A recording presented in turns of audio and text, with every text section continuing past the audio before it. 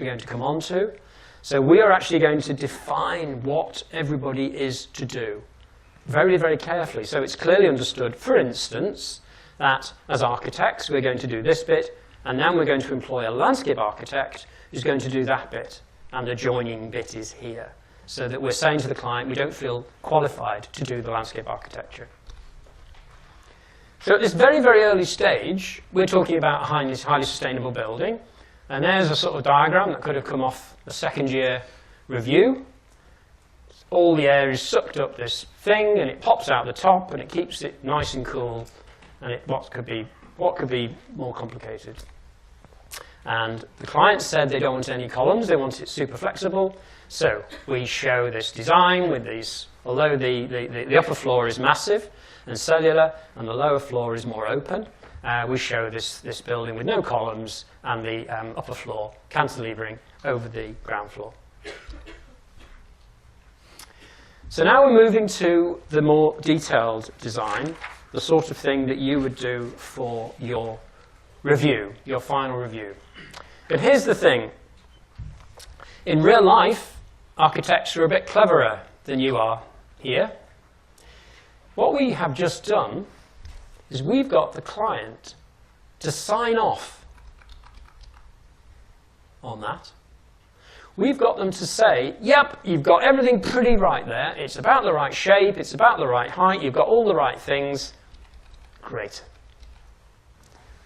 What that means is, if they change their mind drastically, then you will charge them to redraw everything. Because, well, just a minute, you just signed that off. You said it was 2 stories, about this big, and this, blah, blah, blah. Now you're saying you want it 3 stories or 4 stories as a tower. Well, I'm sorry, but ooh. So all that angst that you have, where people make you change things massively, even though your last review actually went quite well, there's none of that in real life. You very carefully get the client to sign off each stage, and you move logically on, whilst explaining to them what the different stages are. So we hope we've got a set of key performance indicators which tell us what the structure and the building services are trying to do. We now have a much more detailed specification for how the building's working. We can submit a thing called a planning application. Every building in this country, if you want to build something, you have to get approval from the local authority, from the government, to say, yes, that's okay, that'll be fine. What's its impact on the local environment? At this stage, we are going to discuss procurement options. So we're going to ask the client, do you want to do it traditionally? You're going to do design build? Are we having management contracting? How do you want the contractor involved? And you're going to nail the whole business of program. And even at this early stage, you are going to review your health and safety plan. This is something which the government are very jumpy about. The governments are jumpy that schools of architecture don't take health and safety seriously. Now, I know you're forever receiving ridiculous emails from people about blah, blah, blah, and studio. But in real life, this is important. And when it goes wrong, people get killed. And when people get killed, there's a great audit trail. Who didn't think about what might happen here? You can imagine there's going to be the most almighty rumpus over Grenfell. Who didn't think sufficiently carefully about what was going on there? I mean, that's the worst disaster you can possibly imagine. But much lesser things happen, and architects are dragged in. So health and safety and the strategic decisions you make is important really at this early stage. So those are the points I've made. You're going to sign off the design. You're going to talk to the other consultants to make sure everything's coordinated. You sometimes have pre-application discussions with the local authority about, does this look to you like the sort of thing that would get planning approval? You may, even at this very early stage, involve the contractor. So although we're at this sketch scheme stage, you might well involve a contractor. That's the way things work here at the university. The contractor is appointed at this stage. At the stage you have your drawings at a crit, before you've done all your detail stuff, this university involves the contractor so that they can give bright ideas about the best way of building it or the best materials to use. And I've talked about health and safety. So now, how does it differ? Now we've got into this detail stage from those early sketches I showed you. Well, in order to have that nice full span beam, it was going to need a beam that was about 800 mil deep. The engineer said, if you just stick a column in the middle, what was 800 can be about 400. So we said to the client, do you really need it that flexible? They said, no, that'll be fine. So we have a central row of columns, and that means that this can be much less, and obviously that affects the whole height of the building. You remember I showed the first floor massive thing, cantilevering the lower thing, but actually to do that created real problems with bending moments, etc. at this point here. What the structural engineer said was, if you just let those columns go right up like that, and then cantilever out this bit, you'll achieve the same effect architecturally, and it'll mean this beam can be much smaller, and we haven't got so much steel in it, and save lots of money. So we said to the client, well, actually, you know how all around the edges we had those study corrals? So it doesn't really matter if we have columns every 6 meters, does it? They agreed, and so that's how the design went. As far as the services design was concerned, do you remember I showed you a funnel, and it was all going to suck out the top naturally, and it was all going to be magic by stack ventilation? Well, imagine what happens on a day like today, where it's just above 0 degrees outside, but you still want to ventilate your building. What are you going to do? Are you going to open the hatches on your funnel of your stack ventilation? Are you going to suck in air at 0 degrees C? And if you do, what happens to the poor person who's sitting right next to the wall where all that air is being sucked in? What happens in reality is you have to temper that air. So although it might be being sucked in naturally by a stack ventilation, you've got to warm it up. And in warming it up, you're warming from 0 to 20 degrees C. Massive thing. So actually what we did was we had the building working via mechanical ventilation. That big red thing is an enormous thing which recirculates 80% of the air, and 20% is fresh air, so that the new air that's needed is only 20% of the total volume. In the winter, you can imagine how that works fine. In the summer, that arrangement, which we can blow obviously cool air around, is supplemented by very simple cross-ventilation. And you can see that although we have some offices in the middle, we leave a gap over the top so that the air can just simply go through as cross-ventilation. And those of you who suffered it being very hot in Raleigh, and then you'll have noticed people open doors at each end and open some doors out to the open, maybe those fire doors, and switch the alarm off. Just that simple business of creating cross-ventilation keeps it cool. And so it was with our building. So we took a much, much more straightforward approach to this, and it's actually a very efficient building, even though it doesn't sound as sexy as having stack ventilation. So that's taking us through. We would have then gone for planning approval. We got our planning approval, and we're now moving forward to technical design, which is all the stuff that you need to have in order to get it built. So we need input from structural services, IT, landscape. We have specialist people on various things. In fact, we did involve an acoustic consultant. We need to submit a thing called the building regs approval application, where they make sure that you have thought about all these practical things. We are going to review some of the operational issues. So if we're putting in windows very high up that need to be cleaned, how are they going to be cleaned? We have to talk to people about those things. And we are now getting to the detail of procurement and how the thing is going to be built.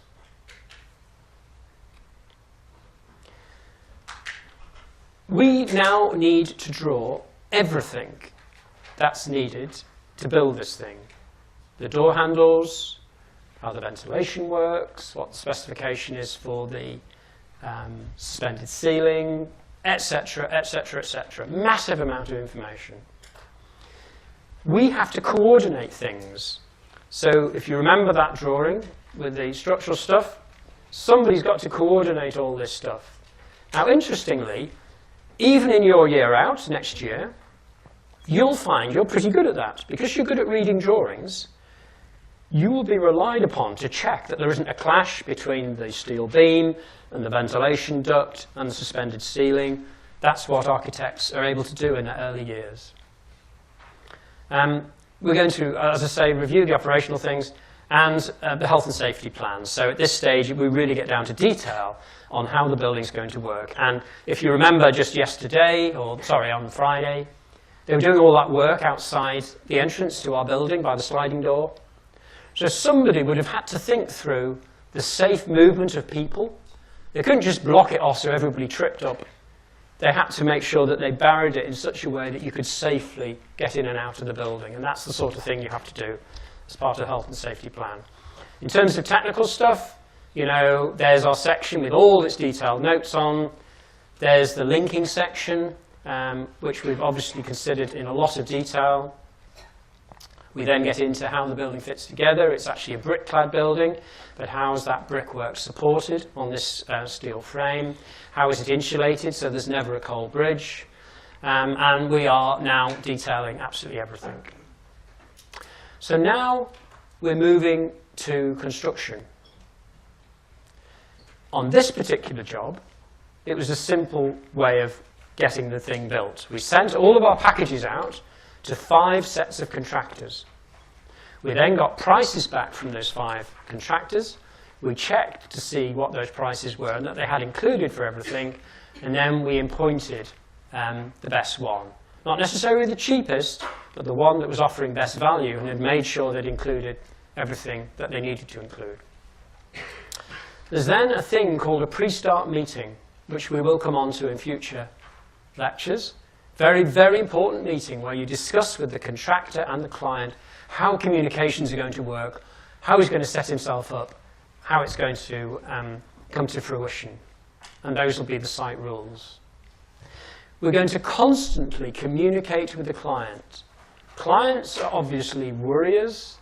They're worried that it's going to go over budget. They're worried that it's going to not get built on time. They're worried that it's not going to look like they expected it. So you constantly, at least every month, have a little meeting with the client.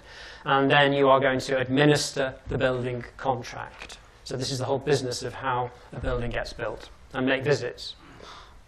So now you can see we've got a contractor, and he is organising the subcontractors.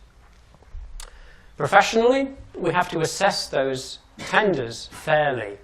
So if the client's brother-in-law is one of the guys who submitted the price and says, I really want him to win it, you can't do that. As a professional architect, you have to say, I'm sorry, but we've asked these 5 people. They've taken it in good faith. I will appoint the person who's given the best value. I cannot show favoritism to somebody just because they happen to be your relative. In terms of mobilization, so before you get started, the contractor will have all sorts of things they need to worry about, where they store their stuff, where they put their site cabins, where they might put a crane if they've got to erect steelwork. I've talked about communication with clients, and obviously those periodic site visits are to check progress, how they're getting on, to make sure they're building it the way you thought it was going to get built, and inevitably there are problems, there are issues that have to be resolved, and you tend to be the person who tends to resolve those. So I'm going to just rattle through a set of photos of the thing getting built. There it is at the very beginning, and you can see we've got these pad foundations there. They put some oversight concrete. You can see the bolts standing up, ready to receive the steel work. Now they've built the perimeter walls just up to 300 mil high, and this is so that they can use them as shuttering for the slab. Underneath the slab, you can see they're putting the insulation there. So the slab is insulated from the ground by those boards underneath. Now you can see the steel has been bolted down. So that would have been bolted down with those 4 bolts that are holding it up. All of this stuff, all of this steelwork would arrive over only 2 or 3 days. Putting a steel frame building up of this type is really, really quick, maximum a week. Having put the steel frame up, you're then putting the floor in. And in this case, we chose to use precast concrete planks. So they would be craned in before that metal deck roof goes in. So you'd be craning them in. And if ever you want to make a hole in one of these precast concrete planks, you cannot just go and drill a hole in them because they have cables within them.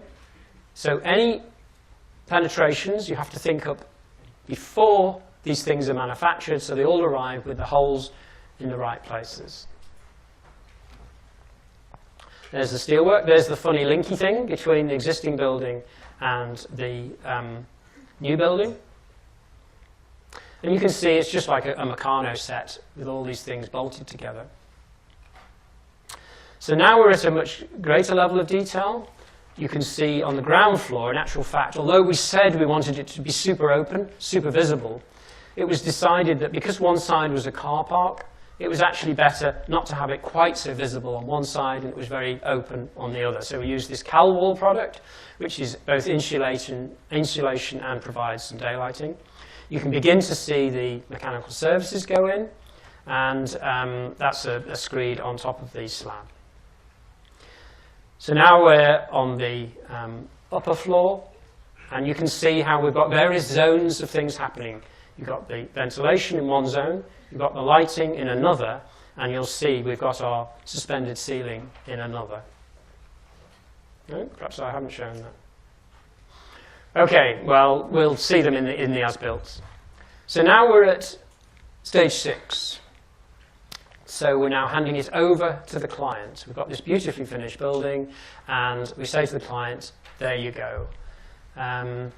We have to carry out any commissioning, so we have to make sure that all the ventilation stuff works. We have to check that the lighting is as it should be, and anything else, make sure it all actually does work properly. We then have to explain how the building works. If you remember, it was a little bit sophisticated, the way it worked environmentally. So we have to explain to the client how that operates, what all the different switches do. In actual fact, that cross-ventilation I described happens automatically. We have actuators on the windows. They would open. When the building detected it needed that fresh air. But it also, the client could override those actuators, because in our research we discovered that clients get pissed off if they can't do something to a building. They can't just open the window when they want to. So we actually allow that to be, it can be overridden. At this point, we get the building control people from the local authority round. They wander around and make sure that you have done everything properly, that there's fire doors, there's illuminated things over the doors, etc., etc., etc., that there's a different colour on the edge of steps, so that it can be used safely.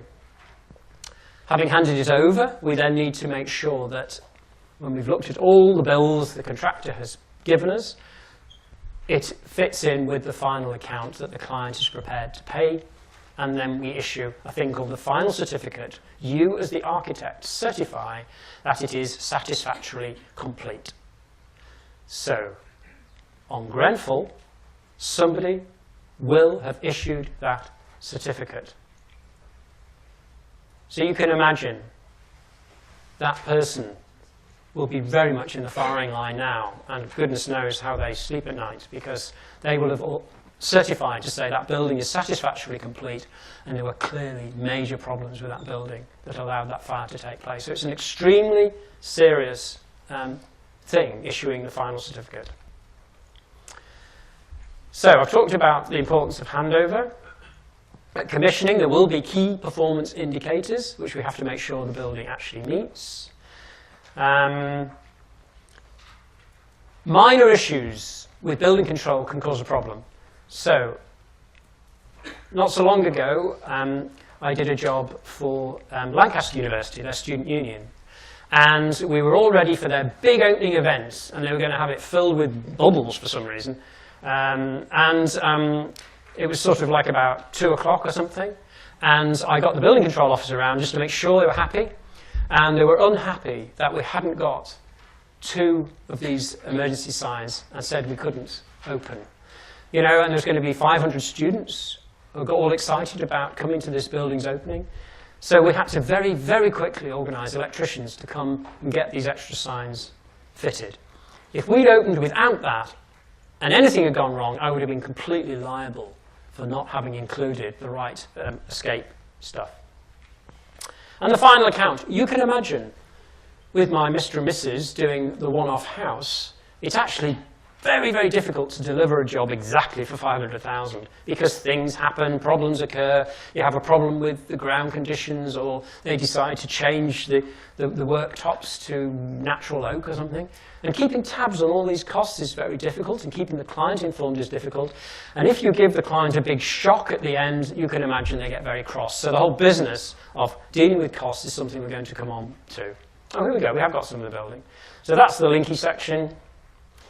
That's the ground floor. So this is this learning cafe. And in actual fact, remember I said during the in-use period, you asked the client, is everything okay? Well, actually, everything wasn't okay on this job because these vanes, which we thought we were very clever using these vanes, because they absorbed sound. So any noise that went on down here was absorbed by these absorbent sound. We didn't like the idea of just a straightforward suspended ceiling. But in actual fact, with the ventilation system and the way the cross vent worked, they were wafting about. And it was very embarrassing, so we obviously got onto the people who supplied them, and they agreed that they shouldn't do that. So fortunately, they agreed to come back at no cost and secure them in such a way that they didn't waft about. So there's the building with its Linky section there. And these are the sort of study areas around the edge where it didn't matter that we had those columns every 6 meters. And those are the internal offices where the air could whiz over the top. So we did that post-occupancy evaluation. We had the problems with the vanes. The building works okay and is very efficient in terms of energy use. And the client asked the students how they liked the building, and they said they thought it was great. So it's all been a great success. And any things we have learnt, we've fed back into future projects. The post-occupancy evaluation is actually quite laborious when done properly. And so architects ask for an extra fee. Asking how the building works, this is something that certain practices do very, very well. So Field and Clegg Bradley Studios, who've been working on the summer school this year, take this very, very seriously. And they really do ask both the client and the users, are they happy with the way the building's performing? Now, of course, this is a risky thing to do because if everybody turns around and says, no, we're not happy, or the poor lady in reception, or man in reception, is freezing because every time the door's open, she gets a blast of cold air. You should have thought of that when you designed the reception. It's a problem. So historically, architects have not wanted to do this feedback because they really didn't want to know all the problems, because they were worried that people would blame them or sue them or do whatever. But this is something which is becoming very important, but it's something that has to be agreed to be done in an open-minded way with the client, just as you've heard a lot about whistleblowers in the health sector. And this is also that we learn for the future. Buildings are incredibly complicated things, and ideally you want to learn for the next time. So, summary. No, not too bad, sorry, I thought I was worried I was droning on. We had to define what we were doing. So that brief that the client gave us was super woolly. They knew certain things they wanted, but they didn't know much. And even the librarian didn't know best practice. We had to speak to lots of librarians all around the country in order to know what we were doing and then be able to say, right, our fee is this much because we need to do this, we need to go and visit other libraries, we need to do research, and then we need to detail up this extremely sophisticated, environmentally friendly building. We had to put a design team together. And that meant we sometimes have to give advice. We've worked with this structural engineer before, she's a great person, use her, or you really need a cost consultant soon, because otherwise we're going to be drawing things which we can't afford. Establishing the brief and the client's criteria is harder than you think. You quite often have to ask lots of questions in order to establish what it is they really, really want. We have to get statutory approvals. Now, on our job here in the middle of a university campus, that was pretty easy.